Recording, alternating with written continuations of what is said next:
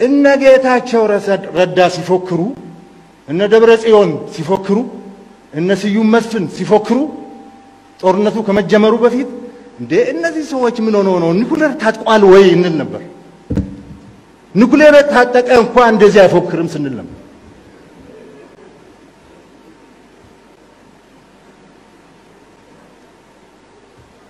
እነሱ 2 ዓመት ተዘጋጁበትን ዝግጅት በ2 ሳምንት ድራሹ ጠፋ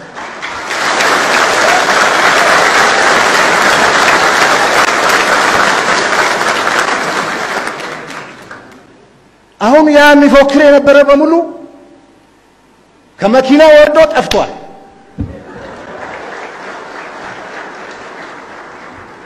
ስለዚህ ከመኪና ወርዶ የጠፋውን እግረኛ እየፈለግን ነው አሁን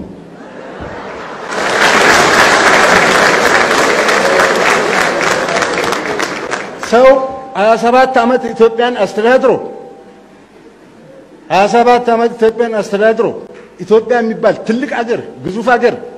ጥንታዊ አገር የታወቀ አገር የሚከበር አገር አስተዳድሮ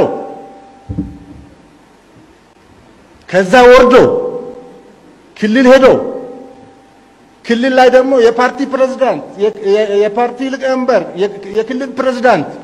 ቢሮ ኃላፊ ምናምን ተብሎ ቆይቶ አሁን በየገጠሩ እግረኛ ሆኖ